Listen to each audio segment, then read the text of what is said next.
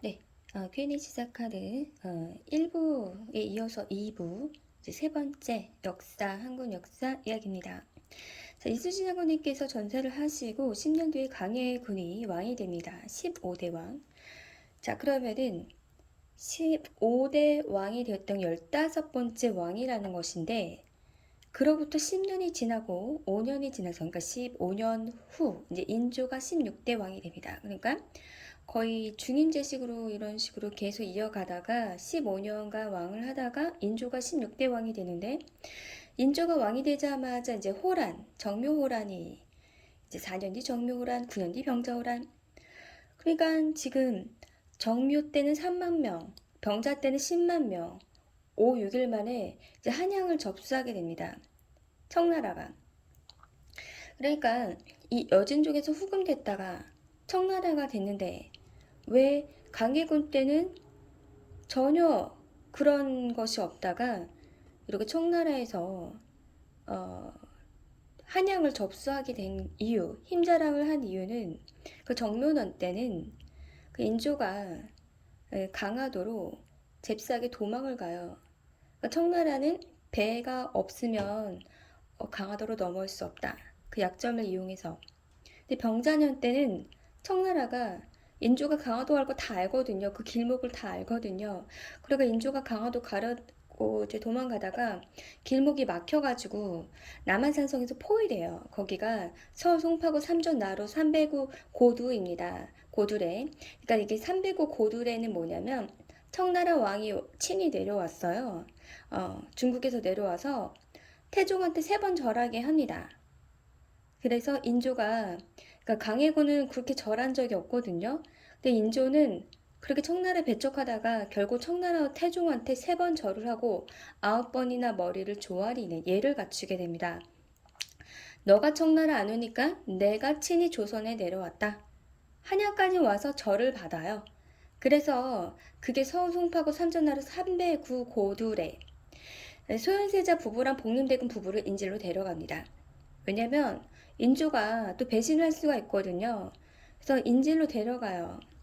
그래서 이 강해군 때는 명나라, 청나라 똑같이 평등하게 대우를 했다.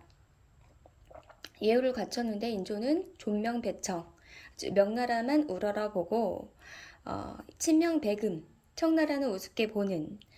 그러니까 청나라가 땅을 안 뺏은 게 되게 다행이다 싶을 정도로 한국 빼고 명나라를 흡수했거든요. 한국보다 명나라가 더 센데 명나라는 흡수하고 한국은 뺐단 말이죠. 왜냐면 여진족이 그 조선하고 옛날에 고려부터 그 전 시절부터 그 친척이 많았죠. 가족 계열이 많았기 때문에 어쨌든 청나라가 중국을 통일하고 그 강해군은 신하들에서 폐위가 됐잖아요. 15년 하고 폐위가 됐고 66세 때 하늘을 가십니다.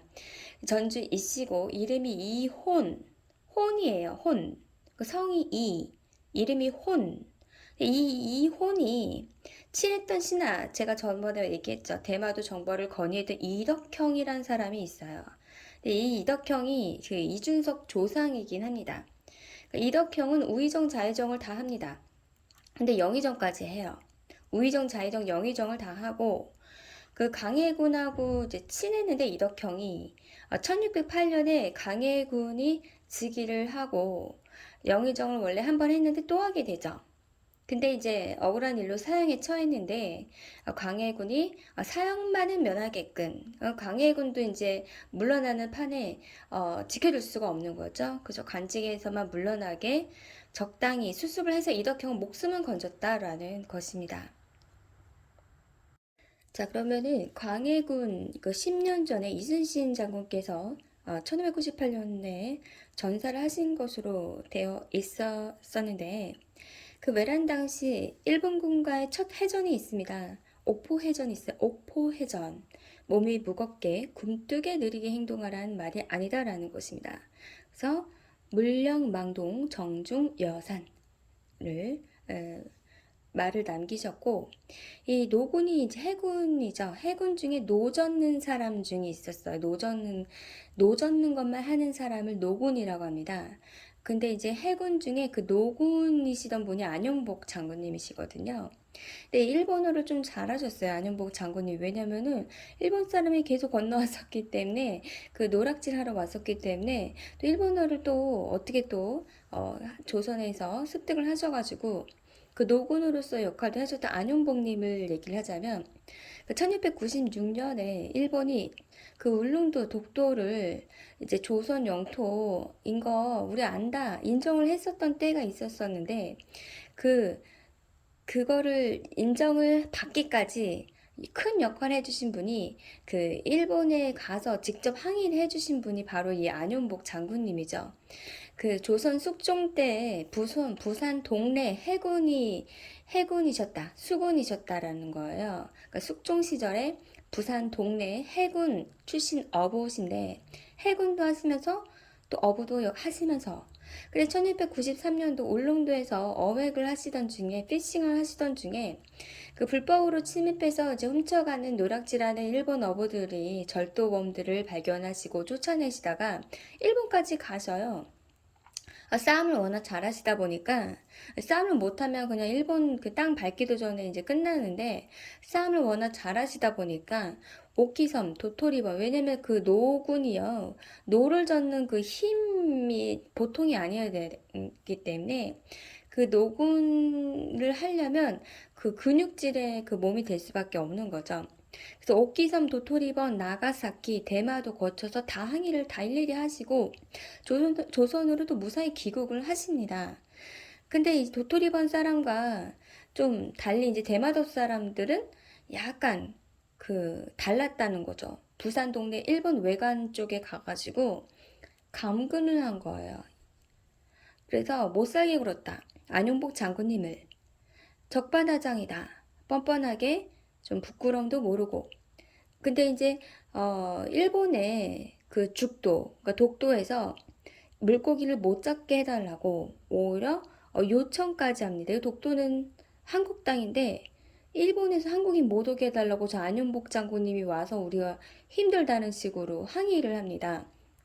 근데 안윤복님 때문에 고기를 잡을 수가 없다라고 편하게 고기 잡고 싶다 이게 아니라 원래는 일본인이 독도에서 이제 피싱을 하면 안 된다라는 거죠. 근데 이제 이 조선 정부에까지 조선인 왕래 금지 요청을 전달을 합니다.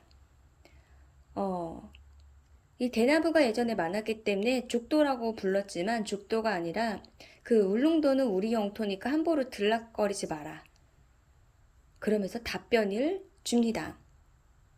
근데 이제 숙종이 장한상 있어요. 장한상이란 사람 관리에게 1294년 울릉도를 조사하라고 지시를 합니다. 근데 이제 울릉도 사적이란 책을 내게 되는데 맑은 날 독도가 간칙이 된다라는 거 울릉도에서 맑은 날씨에는 그것을 읽으면 독도는 울릉도 소속이고 그런 내용까지 담겨 있는 그 책이 있다라는 거예요. 1694년도에. 근데 그 일본 정부도 울릉도 영유권 이런 거를 주장하면서 토지 그 차지하려고 그 권리로 조사를 합니다. 1695년도 그 12월 25일 도토리번 답변이 그 울릉도와 독도는 도토리번에 속한 섬 아니다. 그 일본 정부도 알아요. 도토리번 쪽에 속한 섬이 아니다. 울릉도 독도는 조선 땅이다. 이런 답변을 해줍니다. 1695년에 일본 정부가 또 에도 막부가 1696년에 1월 28일 일본인은 울릉도 도해 가지 마라 금지령을 내립니다. 도해 지나다니지도 말라 울릉도. 그때까지만 해도 독도는 얼씬하지 말라 이렇게 일본 정부가 또 금지령까지 내렸다라는 것이죠.